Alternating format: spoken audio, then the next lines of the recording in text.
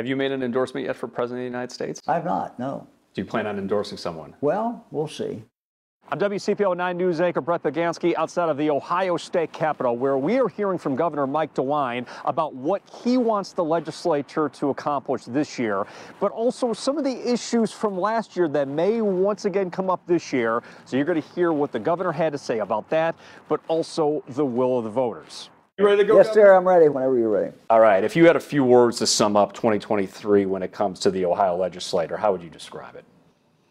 You know, Ohio's moving forward, and we've had real support from the legislature in regard to education, the science of reading, more focus on mental health. So there's a lot of areas where we've gotten good support with the legislature. And, you know, if you look at where Ohio is going, this is our time in history. We're moving forward economically. We've got the highest bond ratings we've ever had in the state history. You've had long time low unemployment, and we're creating jobs faster than we have the ability to fill them. So what is 2024 going to be like? 2024 is going to see us really continue to focus on people. It's all about people. We're creating jobs very quickly in the state of Ohio. We've got a lot of companies that have moved here from the West Coast, some from the East Coast. Our biggest challenge is making sure we have the people. And so to do that, we've got to make sure every Ohioan has the ability to live up to their full potential. So we did something, for example, doing something right now to help our career tech centers, our high school career tech centers. The good news is that you know, more and more kids want to go there. They want advanced manufacturing, or they want welding, or you know, whatever their passion is. The bad news is we've had waiting lists now. And so with the money we've gotten from the legislature, we're getting that out to our career tech, and we're going to see them expand so that we will not have these long waiting lists for kids who want to get in and get that you know, talent. Same way with kids going to college. Again, the legislature, at my request, has given us additional funds for scholarships, Ohio scholarships, Ohio kids going to Ohio colleges, and that's, I think it's going to help a lot of families. Is that going to be one of your big asks from House and Senate leadership? And when it comes to that investment, how much money are we talking, Governor? You know, we're doing something, for example, the class of 2024, the high school graduates will get something that has not happened before in Ohio, and that is if you're in the top 5% of your graduating class in 2024, you're going to get $5,000 extra per year to go to any state university or private university. And that's $5,000 for up to 4 years. So that's the equivalent of $20,000. Again, that's not been done before. So again, making sure that families have the resources they need for their kids to go to school, whether it is to get career tech, whether it's to go to college. We just want every kid to live up to their, you know, to their full God-given potential. The other thing that's really important is that we remove barriers for people. You know, people have some barriers that stops them from living up to their full potential. And when they can't live up to their full potential, frankly, the state can't either. Mental health is probably the biggest example. People who have an untreated mental health problem are not living life to its fullest, and we want them to be able to do that. So we have really focused more and more on mental health. This coming year, we're going to do that even more. Kind of go back to John Kennedy 60 years ago when he signed the Community Mental Health Act, and the promise was that no matter where you lived, whatever neighborhood, whatever community, if you had a mental health problem or you've got a loved one who does, we're going to have a place for that person to get the help that they need. But we've never really, as a country, lived up to this. And so my goal is for Ohio, for people to be able to say, you know, we're making sure that people with mental health problem, people with a drug addiction problem, whatever their barrier is, that we can break those barriers down and they can live up to their full potential. And it sounds like that's a big investment. Does the legislature have an appetite to do that? Yeah, I think they do. I mean, you know, we talk a lot about differences between the legislature and me. People do, but the reality is, on the core fundamental issues, this legislature has been very, very aligned with what I want to do, and I'm aligned with what they want to do, and that is focus on education, focus on early childhood education, remove barriers in regard to mental health, and remove barriers in regard to drug addiction. And talking about education, we've spoken with several superintendents around the Cincinnati area that said there needs to be reform in the education formula. That's why there have been so many voter referendums asking voters for more of their taxpayer dollars.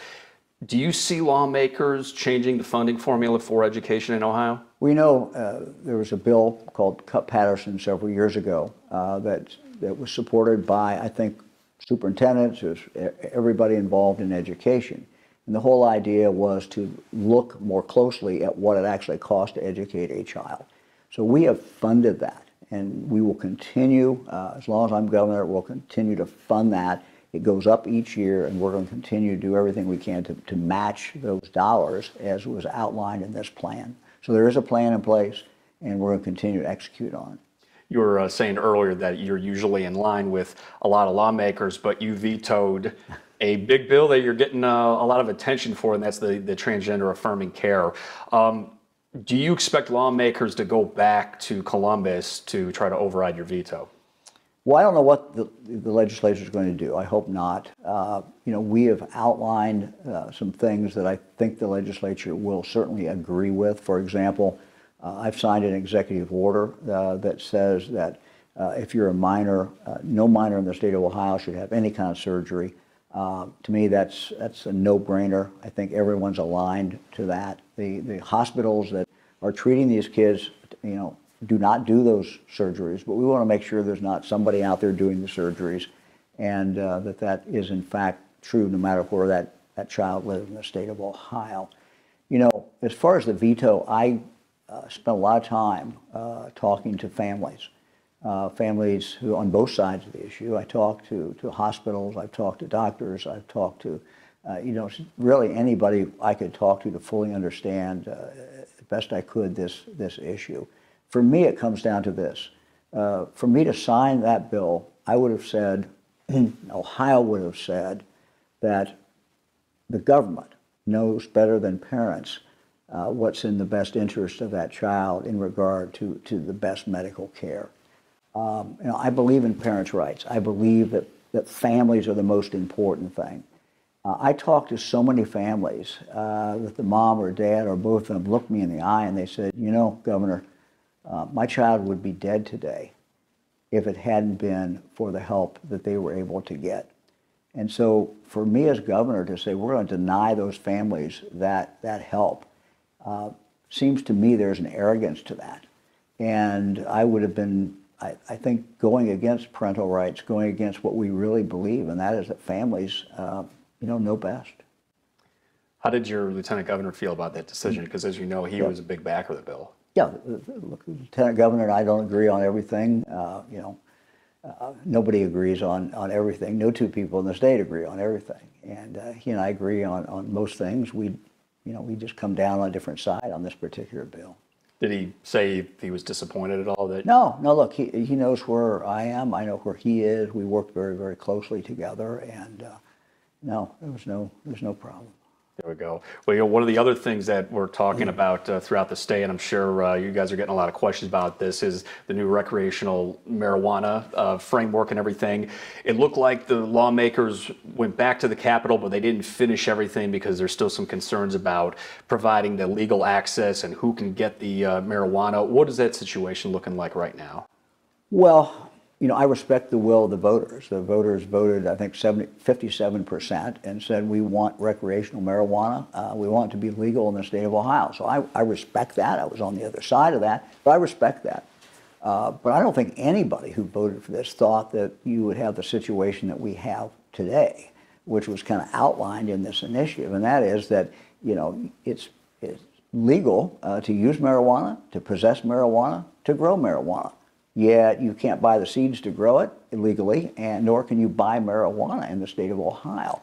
And under the terms of what was passed, that will remain probably true until the latter part of this year, maybe November, December of 2024. That's a crazy situation.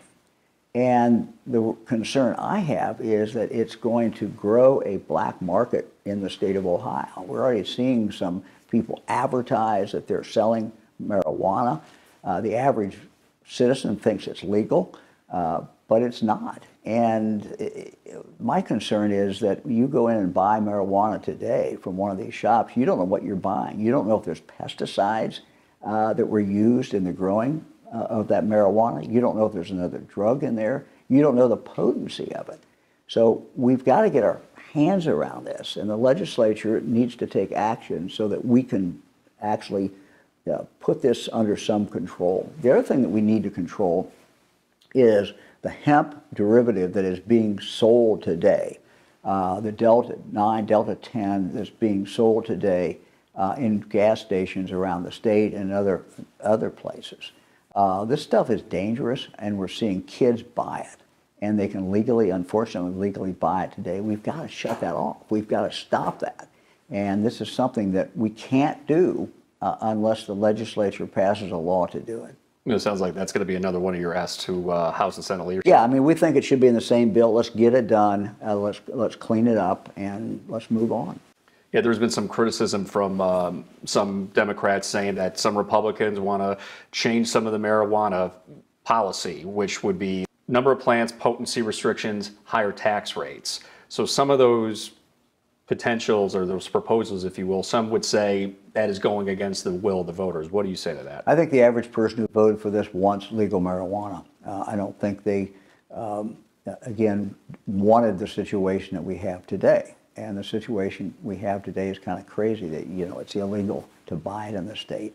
And so when we get down to the details, I think we can work something out between the House and the Senate, Democrats, Republicans. I think we can put a bill together, but we just need to do it, and we need to move forward. Yeah, that's definitely going to be a big issue that, and we'll find out in the timetable and exactly when that priority is, since they probably got a lot of other things on their mind right here.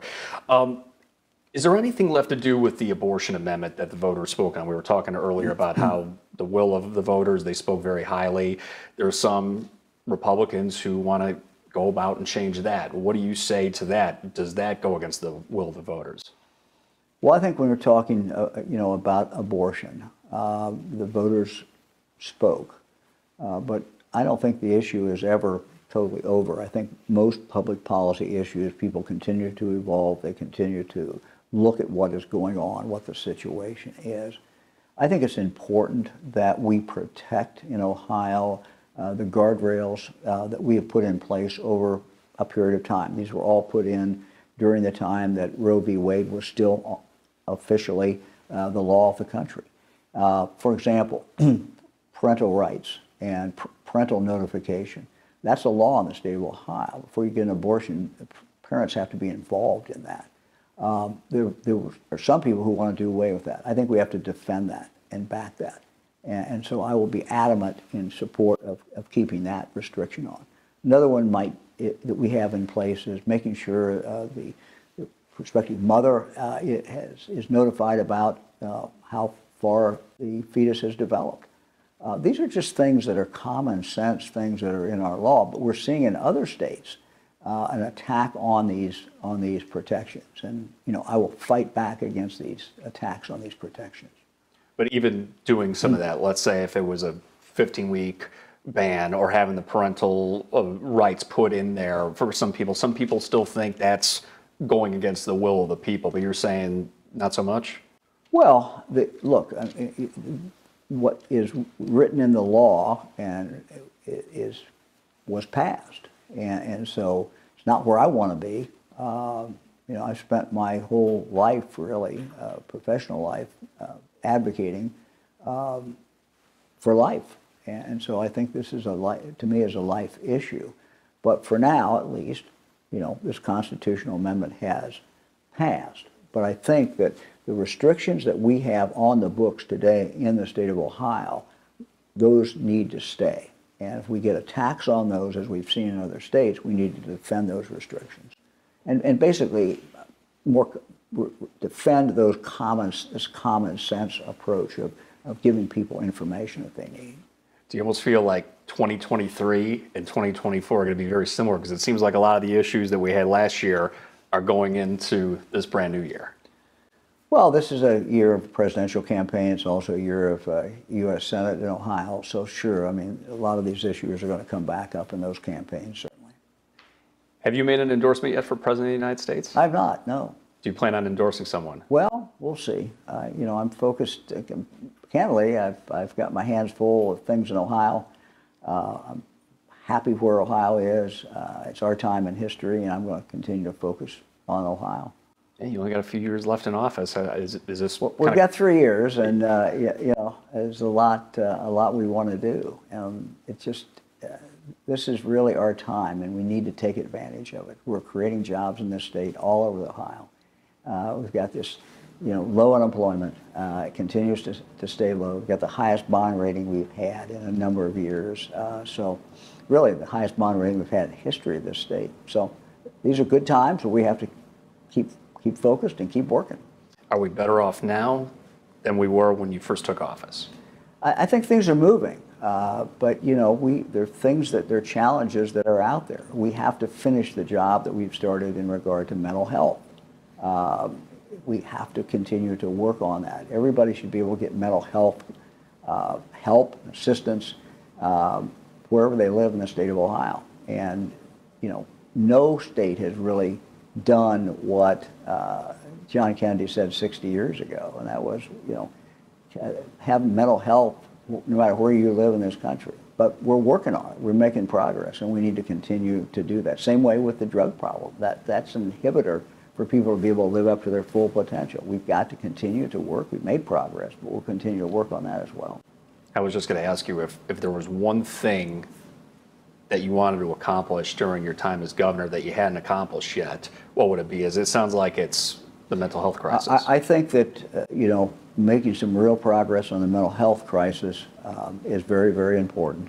I also think that making sure that kids could read, you know, reading is the key. It gets you into everything else. And if you can't read or can't read very well, that's a problem. We got about a third of our kids, third grade, fourth grade, are not reading at the level they should be reading. So the science of reading, which we now are telling schools they need to do, and we're giving them the money to do it. We're giving them the money for the teachers' training and for the curriculum. You're going to see me spending a lot of time out traveling the state, into schools, talking to teachers, and giving them the support and help that we can, because we think that we know that's going to make a huge, huge difference. And it sounds like this investment is pretty significant, but do lawmakers have the political will to make that dream become a reality? I think they do.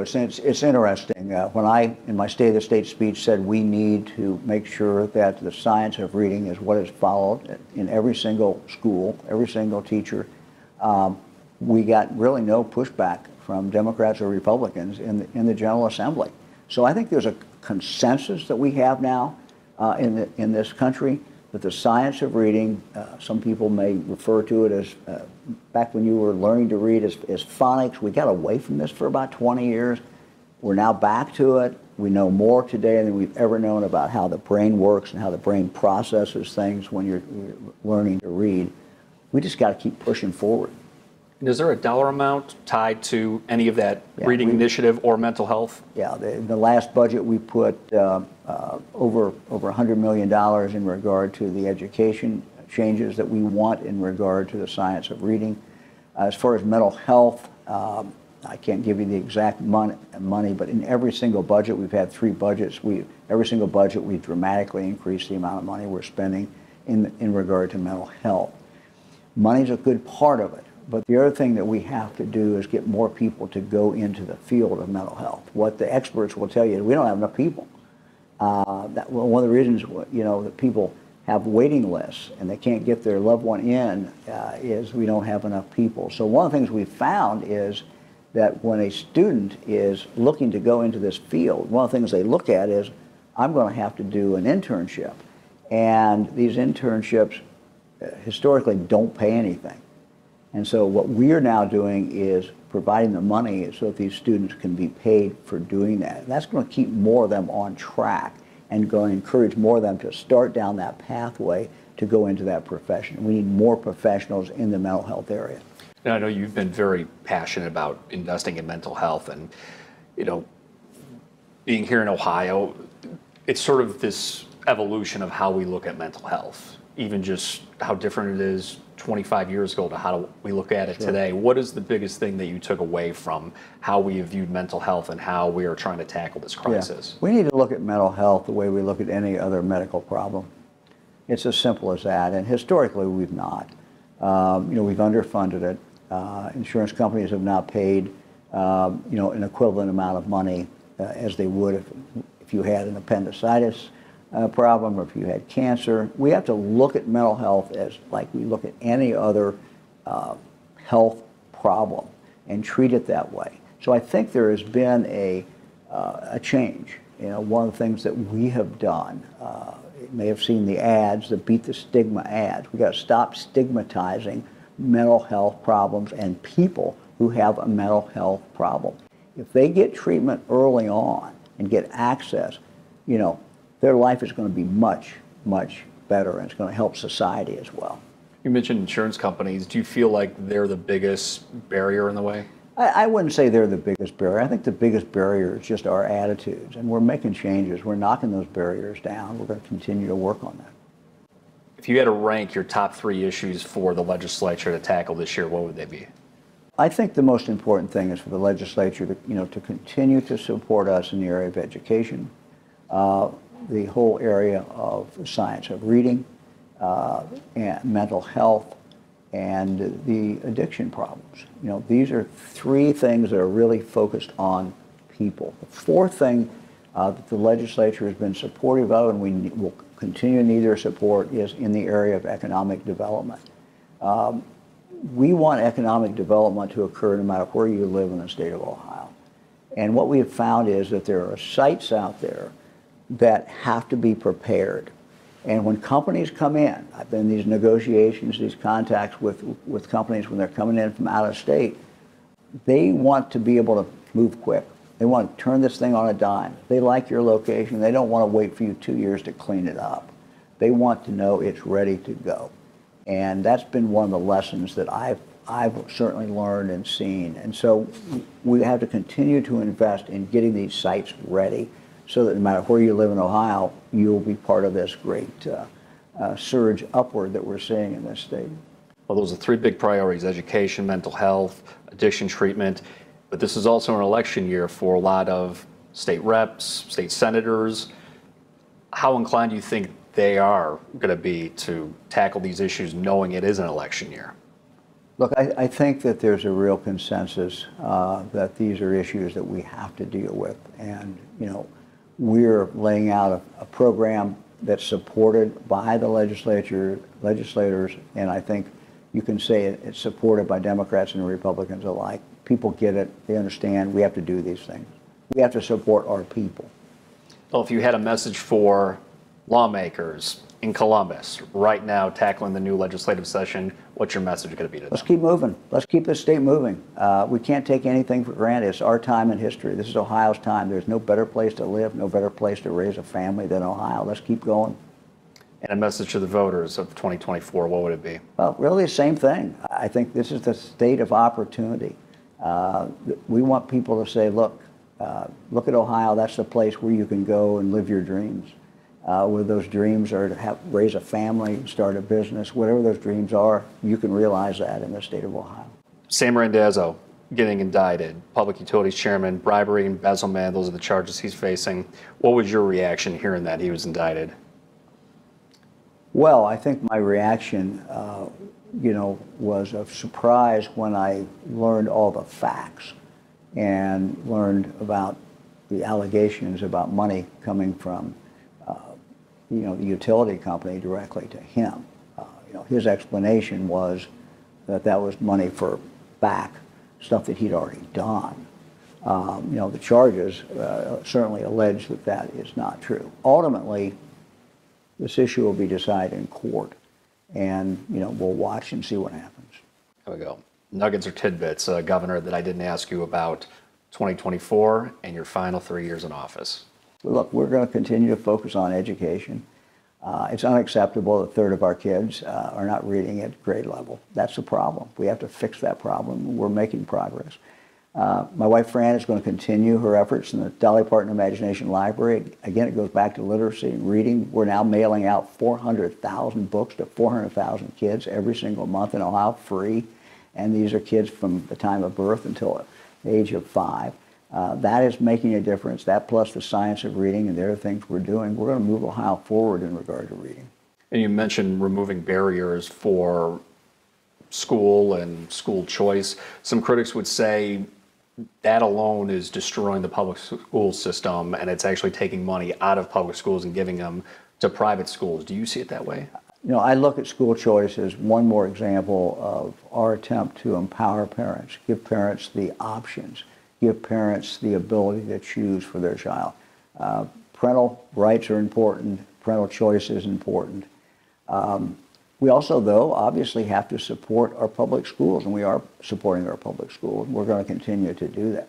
My wife, Fran, and I, we went to public schools in grade school and high school. She and I both went to Miami University, so we've got a long public school history, and we know how very important it is. When's your next trip to Cincinnati? Because there's this big infrastructure project that's been in the works for decades to come now. Yeah. We're excited. Building a new bridge across the Ohio River is a big deal. We now have the money secured to do it. I'm working very closely with Governor Beshear on this. We've continued to work closely. It's going to be a big thing, not just for Cincinnati, not just for Northern Kentucky. It's something big for the whole country. You know, if you look at that corridor, that's a major corridor, and it's time. It's past time, frankly, that we got moving on this. And it seems that, I don't know how closely you're following the situation in Cincinnati. You've got some competing groups like Bridge Forward who want to bring their design, which is different from the joint design by Ohio and Kentucky. Have you seen some of their proposals? Yeah. Look, I've talked to some people about proposals, and here's how I've approached this. Whatever's occurring as far as the off-ramps and the other roads in Cincinnati, we defer to the people of Cincinnati. We defer to the mayor. We defer to council. And the business leaders of the community. So, we're willing to work with them. What we don't want to do is see the building of the bridge slowed up appreciably. We want to continue to move forward on that bridge. And, look, it's going to be great. We're going to have a brand new bridge go across the Ohio River. You're going to have the Brent Spence Bridge continue, and it will be rehabbed. And it's going to really open things up for us a great deal. Potentially, too, a big defining moment in your career as governor, that you got this done while you were in office, too. Yeah, well, we're going to, it's going to take, unfortunately, longer than 3 years to finish it. I'm an impatient guy, but it's going to, unfortunately. But my commitment is to keep us moving. And I know Governor Beshear has the same attitude. We're together on this. We're going to build this bridge. We're going to build it as fast as we can. And I think that was what was so interesting about last year, seeing yourself, Governor Andy Beshear, President Joe Biden coming, and you have people from all different political walks of life coming together to do one thing. And it's sort of rare to see that nowadays. Well, it's good. It's good when we can all agree on certain things. And you look at Ohio, Democrats and Republicans are agreeing about mental health, what we want to do with mental health. They're agreeing about reading and literacy and know how very, very fundamentally important that is. So there's things that we can agree on, and we're working on them and trying to get them done. Yeah, it seems like we could all use more of that, that bipartisan compromise. Look, I think there are going to be issues that we're going to disagree on, and people aren't going to give up their principles. People are going to, some things you're not going to agree on. But there's so many things that we can agree on and that we can get done, and people want us to do things and get things done. That's the message I hear. Oh, this has been fun, Governor. Good to be with you. Appreciate it. Thank you. It's all mine, sir.